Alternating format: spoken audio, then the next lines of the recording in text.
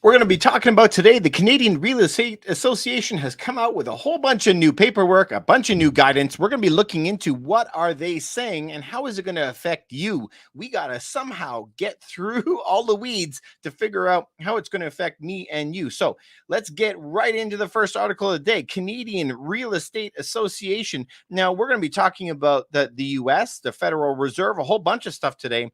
But we're going to be kicking it off with the Canadian Real Estate Association comes out with this document every single month.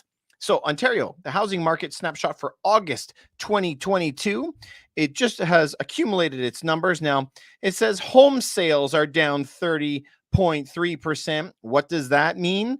Well, it means that nothing is being sold, right? We can see that. Not a lot of people are buying right now. More importantly, 7.2% is the number of listings that have gone up. Well, we see all your neighbors, right? Everybody's putting their homes on the market. But this is the interesting part. The average price of homes sold across Ontario has only gone down 0.6%. Okay, Canadian Real Estate Association. Prices have only gone down 0.6%. This is where we got to do that little sniff test, to see if this is actually correct, because prices have gone down a lot more than that. Now, I understand they're averaging out the prices across Canada, okay? Across Ontario. So if they're doing that, they're going to be taking in some Thunder Bay, some Sault Ste. Marie, some small towns, right? But when you get to the bigger cities like Toronto, where we are, we can see areas that are down 25, 30% all over the place, right? So the larger the price points and the larger the leverage, the more that they have fallen. Okay, so let's continue on with what the Canadian Real Estate Association is saying. As we can see the prices here, Greater Toronto area was 1.2 million before. Now it's down to 1.1. So it's dropped quite a bit. Burlington is sitting somewhere similar, and so is London. The Ottawa region actually has come down, and Niagara has gone up.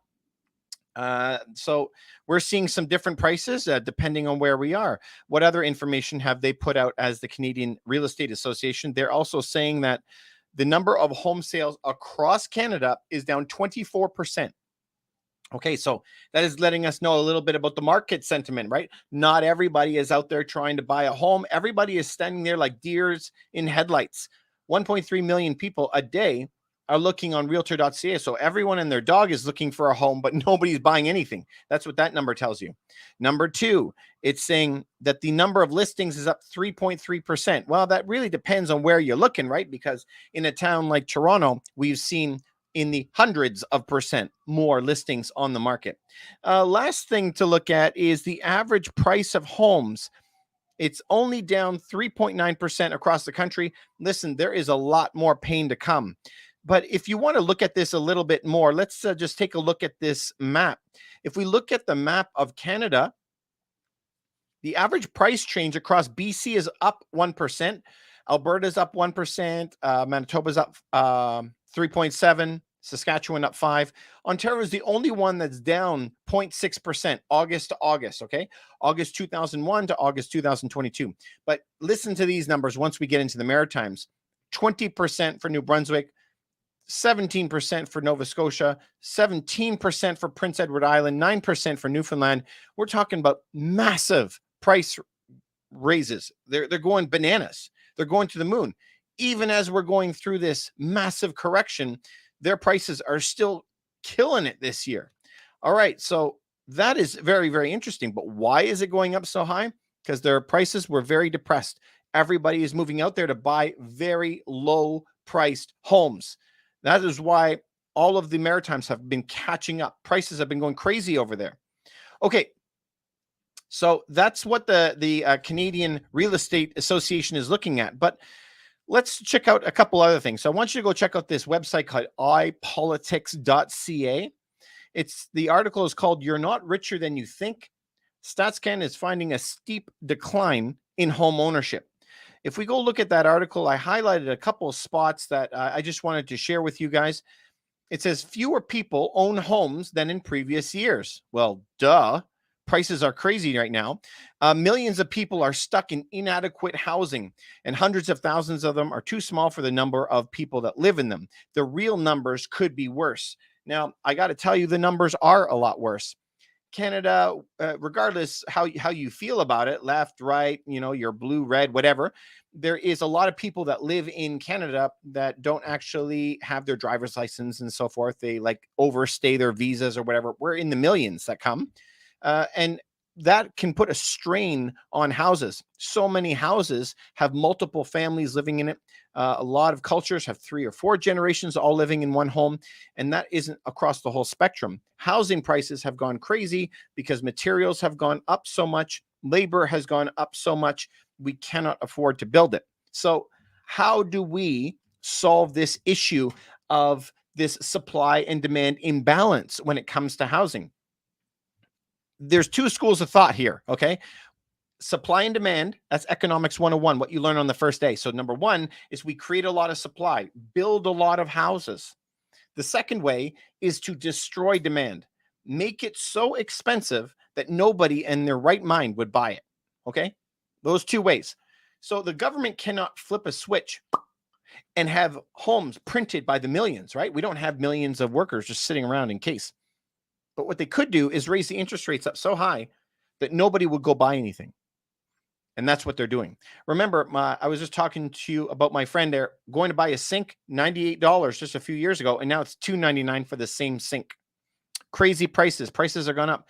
Labor, in many cases, have doubled for the price of labor. A builder cannot build a home anymore for even close to a competitive price. So what are they going to do if they have no way of building more supply? They have to reduce demand. They have to. And so they are going to do that by raising those interest rates. But what is the real answer? If millions of people cannot afford a home, we got to make homes for them, right? You can't just make it so expensive that only a few wealthy people can afford them and everyone else is going to be homeless. That doesn't work either. So let's jump right back into the article then. So it says real numbers could be worse. And it says rents are only going up. I'm sure that you guys all are seeing that the rents are just going up and up and up. More people are competing for fewer units. Okay, now that is one thing also I want to say. Inflation is just the number of dollars or currency units in any given country, the number of currency units divided by the number of goods or services, like the sales. So then that's inflation. Too much money going after too few goods. So here is the thing. If you have a home and a certain amount of money and they doubled the money supply, instantly the home could become double the price. But what happens when the money supply gets bigger? In addition, the homes get less. Now you're compounded. Now it's not just double, it could be triple, right? So we always have to be careful between the supply and demand metrics back and forth. And that goes for money too. Money is a commodity that we always have to pay attention to as well. Now, it said in the article that landlords are passing these expenses on to their tenants. So a lot of people say that's not fair, but I also think it's not fair to the landlord. In many cases right now, taxes for the cities are going way up. Insurances are going way up. Property management is going way up. All the power bills that they pay are going way up, and they're going backwards. They're going under. Now, a lot of people in Canada and the United States are saying, well, good, let the landlords pay for it. It's their problem, greedy landlords. It's not always some monstrous company that is out there that is just making money and they can afford the loss. A lot of times it's just a couple that have bought one unit just to rent it out, right? And they could be going under too. Also, here's something else to think about. Those giant companies that are big renters out there, that big company has shares. Guess who owns those shares most of the time? People like your mom and your dad, pension funds, even national funds. So when that company goes down, your pension may be suffering to pay you out later on. Everything is interconnected. So we got to really think about that stuff. All right, so let's go into the rest of the article, you guys. If we pull up the rest here, it says that people aged 25 to 29 had 44% ownership rate in 2011. Today, it's only 36%. So we can see a massive effect down on all of the renters, right? And there's more renters and less less home ownership. It also said that 40% of new homes built between 2016 and 2021 are all rented out. So there is a big culture right now of people that are buying properties and renting them out. You and I can see that. It's in the news every single day. Now, this is a subject I wanted to get into. Do you notice this paragraph? This is again in ipolitics.ca. Was somebody's opinion. A lack of strong rent control in provinces like Ontario, where the Ford government ended it in units built after 2018, means that people will be rent-evicted and forced further down the ladder, forcing many to leave the cities and further draining workforces. So, for those who don't know what that means, if you have a property and you're renting, many states in the US, many places in Canada will say you can only raise the rent by 1%, 2% per year, whatever the rate is. It's usually decided by some level of government. But in Ontario, any property before 2018 is rent controlled. Past 2018, it's not rent controlled. So this big argument, right? Should we have rent control or should we not? Fortunately, we don't live in a world of just gray zone. There's been a lot of studies on this. And I want you to think about this from the other side, because almost all of the critics are very big renter pool critics. They want rent control for everybody, never raise the rent on anybody. But just think about this. The landlords want to buy properties to rent them out. So what do they normally look for? They look for places where they can evict somebody for non-payment, and they look for places that they can raise the rent. The illusion is that people like me and you, or the landlord or the real estate agent, is the one that dictates the price of the property, and that's not true. The price of the rent is voted on by the public. That's all it is. So I can have a one-bedroom unit and put it up for $20,000 a month, and guess what? I'm never going to rent it out. I could put it up for $500 a month, and it would go in like 2 seconds, right? It all depends on what the public feels that it's worth. So you should be able to put it wherever you want. Now, let me tell you, in the cities that have the rent control that is not there, you can raise the rent as much as you want. You can evict for non-payment. A lot of landlords want to move to those areas and build units because their interest is protected. In that case, when you have trillions of more dollars coming in, they can now build a lot of units and have rental units. So usually those two things are working against each other. If you don't have rent control, you usually have a lot more rental units, and vice versa. So it's kind of like competing interests. So anytime that you're going to have an argument, it doesn't really matter what it is, or a discussion, or a thought process, whatever it is, try to put yourself in both sides, because then you can really see the whole picture, right?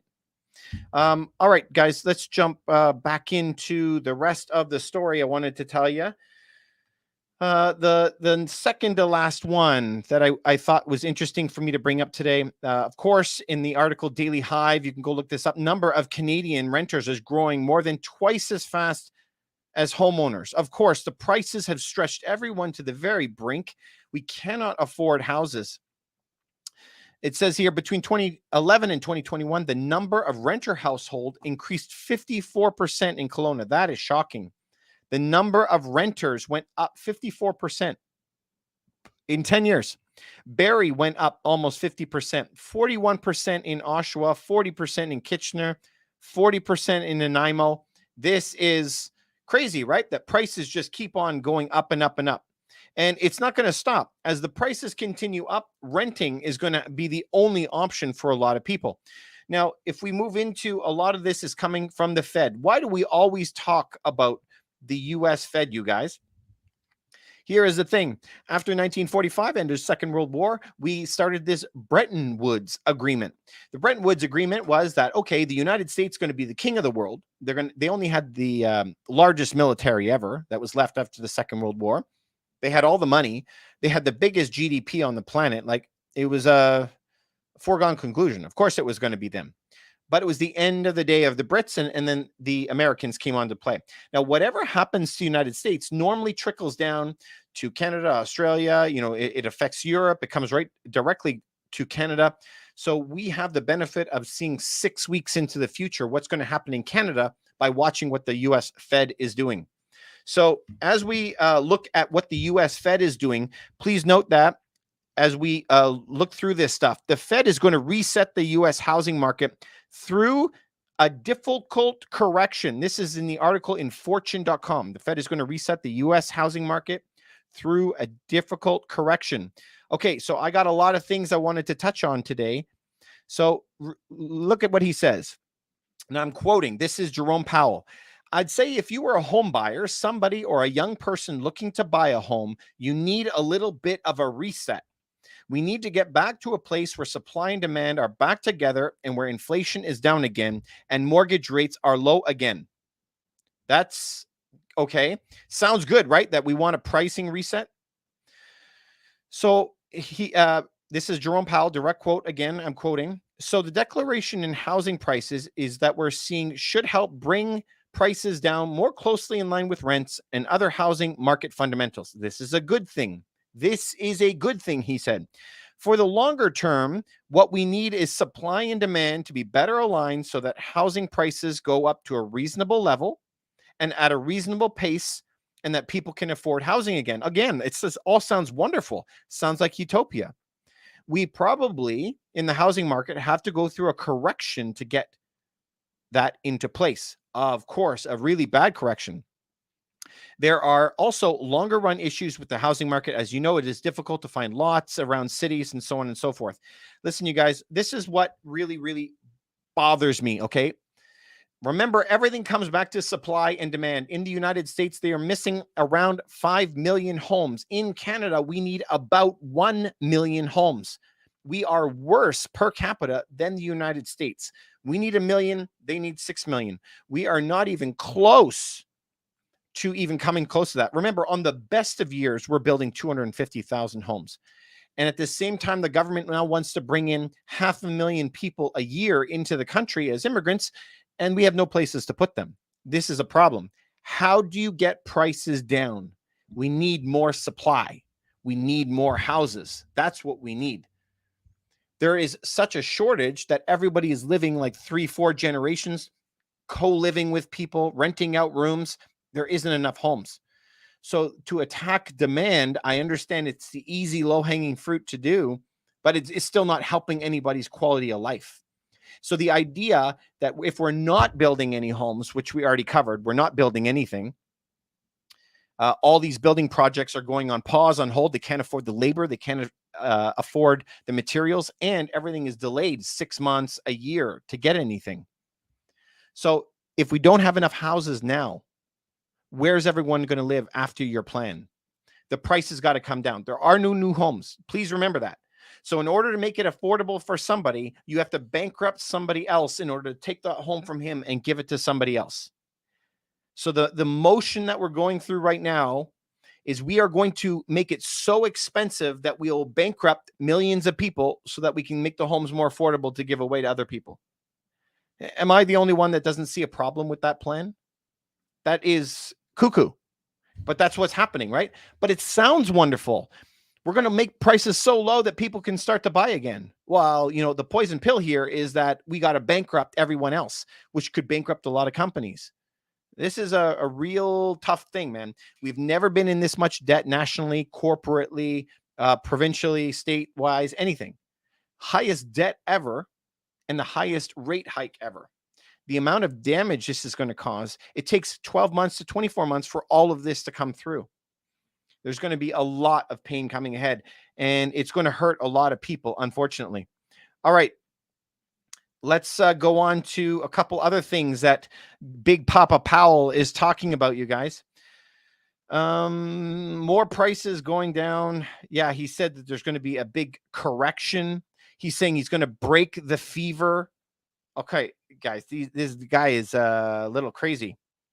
Okay, number 5 here, he says, but as long as inflation remains above the Fed's 2% target, Powell says the latter that will be the central bank's main focus, even if it means pushing the economy into a recession to achieve it. This started last November, I think, when they started announcing. You guys that follow me know I've been telling you to fix your rates from November, December, January, February. Fix. We fixed all of our rates, and this is going to continue, right? He is on a mission to hit 2% inflation. Listen, guys, Powell and company made themselves look like idiots last year. Inflation is taking off, and they said, no, it's not. Then finally, inflation kept was being there, and they said, "Oh, don't worry, it's transitory." Remember that? Oh yeah, it's going to come and go. Don't worry about it. And then when it's really biting everyone in the butt, then they're like, "Okay, maybe we have to raise interest rates." So now that they have, remember, it's their credibility at stake. It's kind of like a schoolyard bully, man. He you can't diss him to his face, So we have to make sure that we are going to be paying attention to this. Okay, they're not going to let up. They got to get down to 2% inflation. Of course, you guys all know from the 80s, they've been manipulating that calculation to make it look a lot lower than it is. So even when they say that it's 8%, you and I know it's like double that. But they even want that new and corrected way of measuring it down to 2. They're going to keep on raising those interest rates, but they don't necessarily have to keep raising interest rates anymore, even though they will, because the damage takes a full 2 years to take effect. So you saw them printing money for a long time and inflation wasn't biting. And then it hit. It takes a time between an earthquake and the tsunami hitting, right? So the rates is the earthquake, but that wave is traveling through and the damage will be coming. So there'll be more and more damage coming to the market over time. So you guys, this is going to be very, very scary, honestly, for all of you. If you are in a large home, I need you to continually process whether you should be in that home. If you know that interest rates will be continuing to go up and more people will be going down. More and more companies will have trouble. More and more companies will be closing, liquidating. It's a big problem. Now, everybody that you're going to go see, I want you not to believe one person. Don't just believe me. I want you to go do your due diligence. But everybody on Instagram and TikTok, YouTube, they're all saying now is the best time to buy the dip. What a great deal, right? It's not a good deal if you're going to lose a lot of money. What I care about is your entire life's wealth preservation that you're going to hand down to your kids. I don't care about a commission one day. As you guys know, I deal with real estate in Toronto. So if you're in Toronto, I can help you out. If you're outside of Toronto, we help you out as advisors and consultants, but you can always reach me if you need me. But I want you to be okay in your wealth. Generational wealth is what I want you to do. Now, home prices, if for the biggest homes, are going to fall hardest. The bigger they are, the harder they fall. But if you're in entry-level homes, you're going to do really well. Everybody downgrades their homes through a slow time. Please do your research in every other recession that has ever happened. Pick your country. Doesn't matter. Any country, any century. It's always the exact same. The second part that I really want you to pay attention to is food shortages. You guys, just yesterday, I did a video on it. They did a speech at the United Nations talking about the crisis that is coming in agriculture, that we will not be having enough food. Also yesterday, let me share my screen with you. There was another thing that happened at the World Trade Organization. Please go look up NDTV. So that's November Delta, ndtv.com. India is defending its decision to ban rice and wheat exports at the World Trade Organization. So this is important for you guys to know, because this is not just about wheat. This is not just about rice. It's not just about that. If we go and look, that accusation, please don't ban the export of rice. What does that mean? That eludes some kind of imagination that they're sitting on billions of boats of it and just keeping it all for themselves. The reason that all these countries are banning the export of food is they have no food to feed their own citizens. They have nothing. India had massive problems. Pakistan, Sri Lanka, Indonesia, China, they don't have enough food to serve their own citizens. They don't have anything to ship out. That is why the ban is there. Remember, the Northern Hemisphere feeds the Southern Hemisphere. We're going to find out in the next couple of weeks how much is coming. And if there was tons of corn out there, the prices wouldn't be going up. None of the prices would be going up.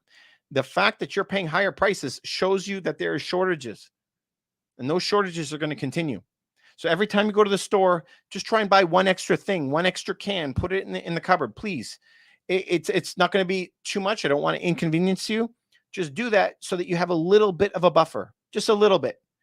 Buy the things you need. I'm not asking you to buy things that you don't normally use. Just Get an extra tube of toothpaste and an extra can of soup or something, because now that you're seeing these trade problems between China does not want to ship anything to America or Canada for that matter, and Russia, they're splitting apart. The BRICS countries, remember we said Brazil, Russia, India, China, and South Africa, they're trying to pull away and only do trade within their self. So if you find something in your house and you flip it over and it says made in China and you're like, wow, I use these all the time, why not just buy an extra one? You know, stock up on a couple things. There's going to be a lot of rocky things that are going to happen. But here's the good part. On the other side of this, once we figure out all these supply routes and so on and so forth, we're going to be at a better place. Once we get to a better place, the things should be made closer to home. Hopefully, everything will balance out. But it could be some rocky times until we get this supply chain figured out. But for sure, massive rocky times for properties and for food. So you guys, as you know, I'm always here for your health, wealth, and happiness. I want you to succeed. I want you to do well. I want you to crush it. Please, if this helps even you, one person that you know, send it to one person. We're trying to grow the channel, but not a lot of people care about this type of stuff, about making sure that they're safe. Most people just want to go online and watch the Crocodile Hunter or something. So, do this, please. I want your family to be okay. Please remember to like, subscribe, follow, leave a comment if you like this type of stuff, and I'll see you on the next video. Thanks, everyone. Hey, guys, I'll answer some questions before I get going, you guys. Got a lot of people that are on. Jeremy, how are you? Nate on YouTube, thank you very much for coming by. Appreciate it. Nate, you said keep up the knowledge. USA small towns are the definition of extortion. It's 2 weeks of income for most middle-class folks for a one-bedroom. Yeah. Costs are going up and up and up. Here is the crazy part. This is the crazy part. It sounds counterintuitive. If you actually want a lot of rentals, you should be asking your state or province not to have rent control. If you remove rent control, there's going to be trillions of dollars come into your areas to put rentals. If you look at all the places where they're building a lot of rentals, like the entire southern part of the United States, Nevada, Arizona, Florida, Texas, Tennessee, all of them are places that have no rent control, and everybody is building there. Funny, crazy part is if you actually want more rentals in your city long term, we need to have low amounts of rent control. Andrews, you said you just bought in Burlington, 2-bedroom, 1-bath condo in 2020, fixed rate. Are you screwed? So I'm glad that you bought in 2020. That means that you have got some equity in your property over the past 2 years, which is amazing. You also fixed your rate, which is great. Hopefully you fixed it for a long time. You could have fixed it for 10 years. Hopefully you at least did it for 5. Andrews on YouTube, how much did you pay for your property? Anyway, interesting. Unique one, what's your rate? So we sell properties for people. We charge the exact same as everybody else, 2.5. Unique one, if you want to reach me, just send me a DM, send me a message, or you can email me at contact@Rough Team Realty. Same name that I have on my channel, contact@Rough Team Realty. Andrews, you paid $450,000 for it. That's pretty good. Oh, and Andrews, you locked your rate in for 5 years, man. You're going to do great. Good job. Good for you. All right, let me jump over to TikTok, you guys. There's a lot of people putting in comments in TikTok. I want to make sure that I get to you before I run. Montreal Services, how are you? Thanks very much for coming by again. The Fed rate may create another rental crisis shortage. Absolutely. There 1,000% is going to be a rental rate crisis, right? Everybody only has a couple choices. They can either buy something, rent something, or live in a house. In a car or a box. It's your only choice. Buy a house, rent a house, or live on the street. It's kind of a bad thing. So if you make everybody not afford a home anymore, now you got to get everyone into rentals, and there isn't enough of them. Remember, the United States is short like 5 or 6 million, and Canada is short 1 million homes. That's a lot of houses. We need to build. We don't need to make the ones here unaffordable.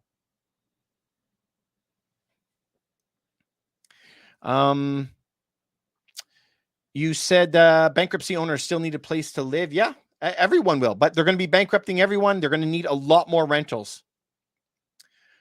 We need to create more condo and rental units complex for the buyers unable to buy, and more immigration. Absolutely. The answer is building properties. The answer is not making it more expensive. But remember, it's very, very easy just to raise the interest rate. I can do that with a couple clicks of a button, if I was the government.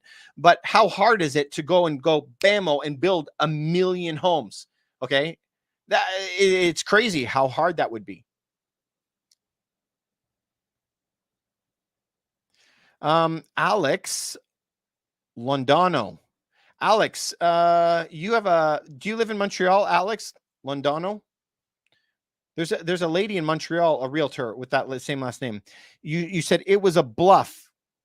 They knew they can't win this inflation fight until it goes way higher. I agree. You need to have interest rates above the rate of the mortgage rate for it to crush the inflation. So if inflation is at 9%, you need to have your rates at 11% to really push it down. This is not going to fix all of it. It's not. But they got to do what they can. Remember, the only thing the government can do is raise or lower rates. It was at 0%. They have nothing in the tank if another problem comes. They're raising it up now, so they have some room to go down the next time there's a problem. And believe me, the sovereign debt crisis that's coming up is going to be way worse than 2008. Soft weapons flow. Hey man, were you the one buying silver? Can't recall. Absolutely. Soft weapons flow. Let me see. Oh yeah. This is what I'm recommending you guys go get. This is a 100-ounce bar. This is Royal Canadian Mint. 100 ounces. It weighs 7 pounds. If you want to know the company that I use, I've been using them for 15 years. You can check out the link in my bio on YouTube or TikTok. It's the company that I use. They give me a referral bonus of like $2, but I'd appreciate it if you use my link. If not, it's okay too. You're looking at buying bigger quantities. This is 100 ounces, man. This is what I would be doing. Andrew's on YouTube. You said thank you very much. You're very welcome, buddy. Hope that you do well. I think you're going to be doing well just sitting where you are. Montreal Services, you said you prefer food that is not made in China, made in Canada. Yes. Buying local is always better, less preservatives, of course, but we got to make more stuff, right? The answer to having not enough food to eat is not raise the prices and starve more people to death. Same as for homes. The answer is not, if we're short 1 million homes, the answer is make 1 million homes. It's not go and make the ones remaining so expensive that you can't live in it. It's also not bankrupt everybody so that everyone has to leave and we put all new people in. It still doesn't fix the problem. Okay, imagine being like a parent and you have 3 kids, but only 2 bedrooms. And you're like, okay, kids, I'm going to take one kid, take him out of his room, throw him out in the front yard and move the other kid in and go, okay, problem fixed. No, you still got a kid on the street. The answer is you got to make another room. You got to have another place. If we're short 1 million homes, we got to make 1 million more homes. We can't just change out the people who are homeless.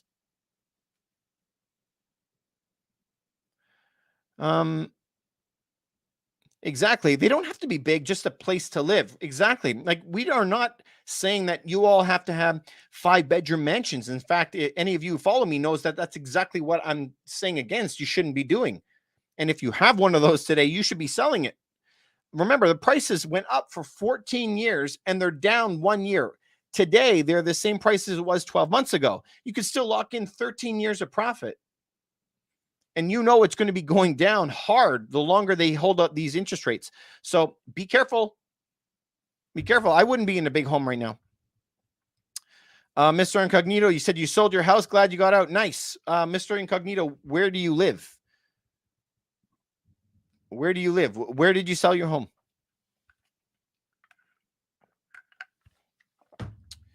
Yeah, if you want to buy silver, you guys, 1 ounce of silver, something like this, 1 coin. I don't remember. It's like $35 or something like that for 1 ounce. But if you want to buy it in bulk and buy it much, much cheaper, go buy a 100-ounce bar. This bar is from the Royal Canadian Mint. 100 ounces, quad 9. It weighs about 7 pounds. Crazy heavy. If you bonk somebody on the head with this, I'm telling you, you would kill them. You guys want to see something cool? I always have it here. Hang on a second. Check this out. This is a magnet, very, very strong. Got to be careful not to drop it on my computer or it's going to wipe out my computer. But silver is kind of sticky, but not really sticky. Remember, gold does not get magnetized at all. It doesn't stick to a magnet, 0, 0, 0. But if you put it on silver, watch this. It kind of like slowly goes down and then falls. It just has a tiny little bit of stick. So try to buy a magnet, you guys, and just test your coins, because if you go and buy it off of somebody off of Kijiji or something, you go meet up with them. Oh, there's a lot of fakes out there, so you want to make sure they're real. Thank you guys for all your questions. Invest with TJ. How are you, buddy? So invest with TJ. And so I don't know where you're referring to. This is TJ's question. He says, why is the market heating up again? Some are getting 30 offers and showings increased. Okay, I got a couple comments for that. First of all, I'm not seeing any properties right now with 30 offers. I was seeing before offers, our own properties that we're listing, 40 offers, 45 offers. Today, I'm not seeing that at all. We're having 1 offer, 0 offers. We have properties that have been sitting on the market for 2 months. Crazy. So I'm interested to know where you're talking about. Secondly, they are continuing to go up, the rates. Every 1% the rate goes up, homes come down 10%. And I'm seeing everybody online, everybody, and I'm getting forwarded these little clips on every platform out there saying, now is the time to buy the dip. And I'm sick and tired of hearing that, because these people are desperate for a commission, but they have never done stock analysis or studied history. That's why I'm always telling you guys, please go read these books. Read Peter Zian. This is one of my favorite books of the year. Read Ray Dalio. Go study history and know that we're headed for a really bad time. Thank you. I got a comment on YouTube. We just bought a brand new single family home in the Okanagan for $519. Hope we do all right. It's my first property. Condos going for $500 in Kelowna. $519 is a really good price because of the CMHC. I don't know if you would have paid it. Hopefully you didn't have to. You didn't have to put a lot down on the home. That's still considered like an entry-level price. If you look at where we are in Toronto, the average home here is 1.2 million. Some 1-bedroom condos are $1 million. Those are going to be way more susceptible. Hopefully your $519,000, you said it's a brand new single family home. Hopefully it's like a bungalow or something. You got a nice view, grow some food out the back, man, and you're set.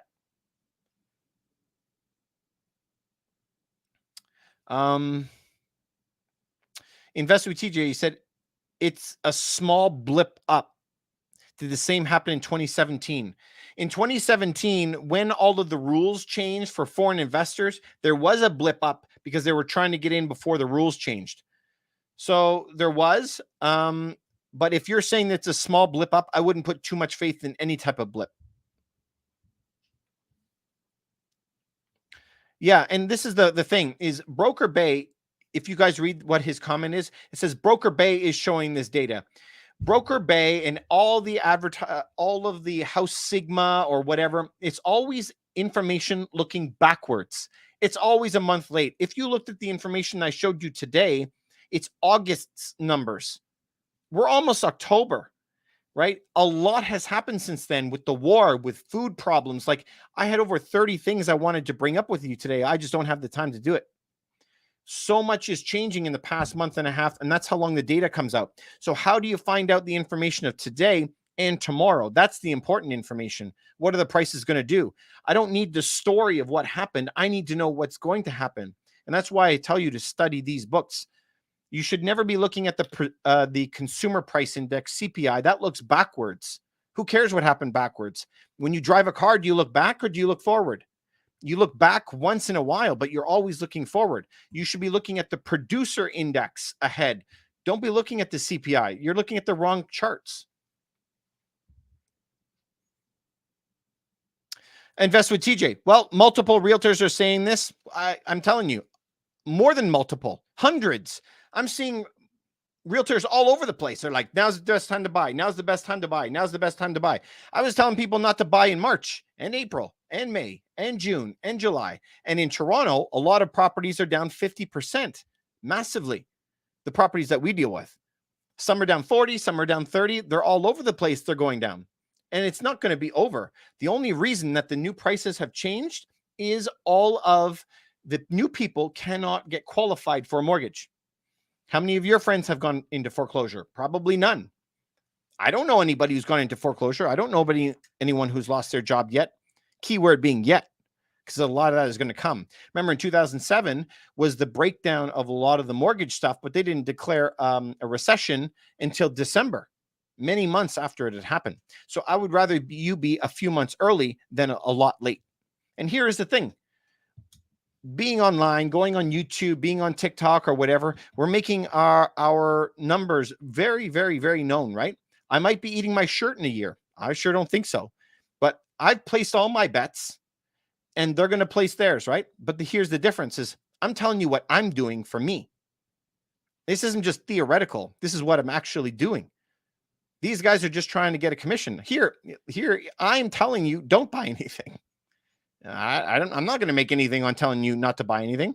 So we're going to see where we are next year. This is the funny thing, because Warren Buffett always says, once the tide goes out, you're going to see who's swimming naked, right? You're going to see what everyone's got. So I know that after this next 12 months is going to happen, there's only going to be a few people like realtors, I'm saying, that are standing, and how are they going to operate if it goes south on them? It's a funny world too, is I used to do some professional stuff. I was a cabinet maker. I used to build kitchens and beds and all kinds of stuff, right? But you have to have some skills to do that. I had to go to school for several years, have a lot of practice to be able to do that. For me to become a real estate agent, I can go write a couple tests that teach you nothing about real estate agents and go and do it. In my field, over 99% of people do not even do one transaction a month. Out of 100,000 agents in Toronto, not even 1,000 do one a month. That is crazy. Crazy. 90% of agents leave within 3 years of starting. So the information that you're getting, if we just do the numbers, 90% of the information you're getting is probably from people who are just starting in the industry. Nothing against them. Everyone's got to start. But we work in an industry where everybody thinks if you get your license, you're going to make millions, and everyone goes into it, pays $10,000 in order to get their licenses or whatever they're going to pay. They get their license. They don't make any money. They go, it's too hard, and then they quit. So I pay like $800 a month, but I'm not a real estate agent. I'm a broker, a little bit different, but I wouldn't be just trusting. That's why I say, don't trust me. I hope that you don't even listen to me. I hope that you listen to somebody else. Go do a lot of research and then come back. I want you to do your own information. So I'm laying on my own sword. I'm saying, don't listen to just one guy. Go do research and do math, because everyone believes either in magic or math. And I'm a math guy.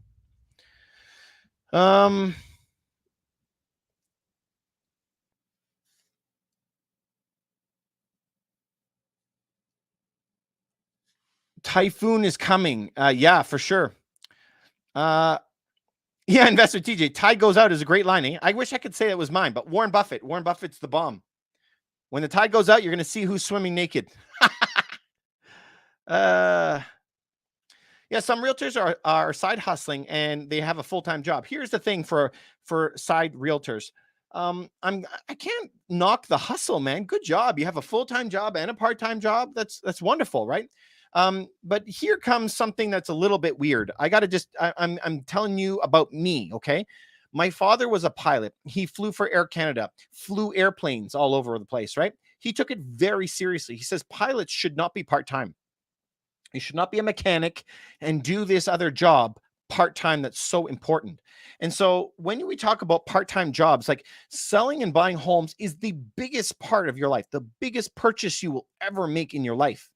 You should be doing it with people who have a lot of skill in that, right? To sell a pair of shoes at Aldo on the weekend is not the same as transacting a $4 million house.